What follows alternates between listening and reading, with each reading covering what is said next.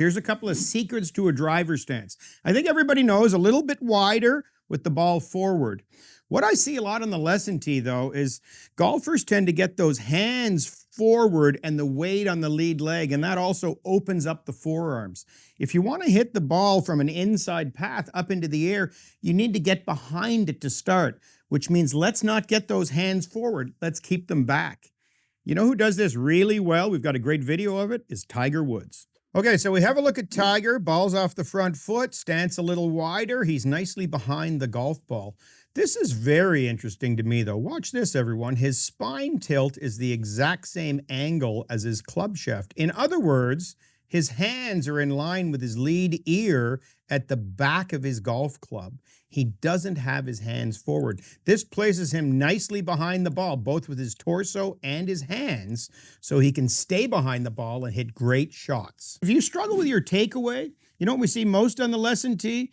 We see people using arms and wrists too much, getting the club around and behind them. They're not turning their chest, they're not swinging their arms. When you swing the club away, it's a combination of coiling the body and swinging the arms. It should look like this. The club swings up and in to kind of a straight back position there. That's a great start to your swing. You know who does this really, really well? Tiger Woods.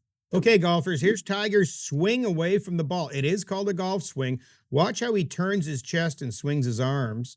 His golf club travels right up its own shaft plane line and ends up right there. And I really want you to focus in the top left corner of this yellow box. Look how passive or neutral his wrists are. It's a wonderful position. It sets up the rest of his golf swing. Swing the club to waist high. Don't snatch it away.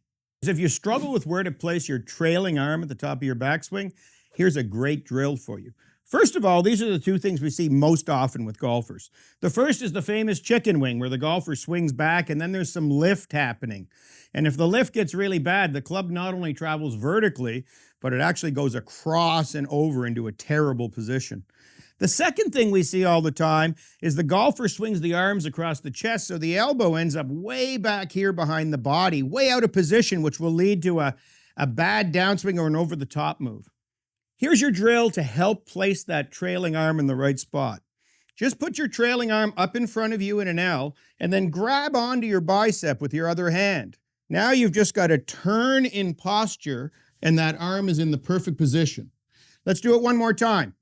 L, arm, rotate in posture. You're in a great position to hit super shots. Today we're talking about longer drives with a better takeaway, more width. You want to swing the club by turning the chest and maintaining extension. This is a great little drill for you. Put the golf club in your belly button and just start turning back and feel how wide that is. You know who does a great job at this? Bryson DeChambeau. Let's have a look. Okay, so Bryson DeChambeau does a great job of maintaining width and extension as he swings the club back. Watch this. As he turns his chest and swings his arm, look at the extension. Look how far his hands are from his belt buckle right now. That is as wide a swing as you can make. And if you want to hit the ball further off the tee, it's a really good idea to copy this idea. Don't pull your arms back and in and try to keep them close to your body. Swing them wide and hit longer drives. Today, we're going to talk about how to load into that back leg properly. It's really important to get the power into that leg so we can release out of it. A lot of pupils I work with, when they swing, the leg will straighten and sway out, and that makes it difficult to move forward.